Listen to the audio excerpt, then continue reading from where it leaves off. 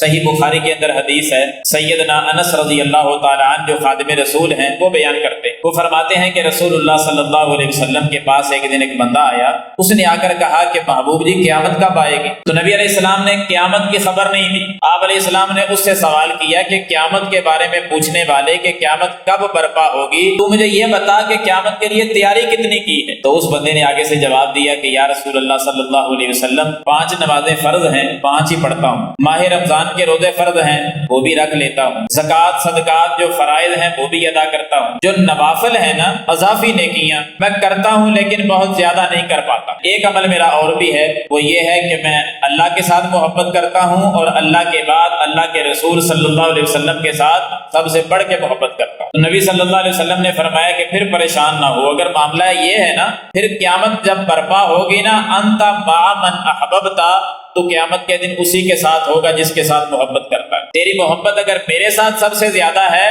تو پھر قیامت کے دن میرے ساتھ ہی ہوگا۔ تو سیدنا انس فرماتے ہیں جب سے دائرہ اسلام میں آئے، کلمہ پڑھا، اسلام کی دولت سے اللہ نے مالا مال کر دیا، بڑے بڑے خوشی کے دن آئے، لیکن ساری خوشیاں ایک طرف کر دی جائیں، ہم نبی کے صحابہ کو سب سے بڑھ کر اگر خوشی کا دن تھا تو وہ پیغمبر کے لفظ جب زبان سے یہ جاری ہوئے نا المرء مع من احببتا، کہ تو اسی کے ساتھ ہوگا جس کے ساتھ سب سے بڑھ کر محبت کرتا ہے، سب سے بڑھ کر ہمیں خوشی ہوئی تو نبی کے ان لفظوں کی وجہ سے ہوئی۔ کیوں خوشی ہوئی؟ سیدنا انس ہی بیان کرتے، انس کہتے ہیں کہ میں محبت کرتا ہوں اپنے محبوب پیغمبر صلی اللہ علیہ وسلم کے ساتھ، ان کے بعد میں سب سے بڑھ کے محبت کرتا ہوں ابو بکر صدیق کے ساتھ، ان کے بعد سب سے بڑھ کے محبت کرتا ہوں عمر فاروق رضی اللہ عنہ کے ساتھ، وَأَرْجُو أَنْ أَكُونَ مَعَهُمْ بِحُبِّي إِيَّاهُمْ، اور ان کے ساتھ جو میری محبت ہے اس محبت کی وجہ سے میں امید کرتا ہوں قیامت کے دن انہی ہستیوں کے ساتھ ہوں گا،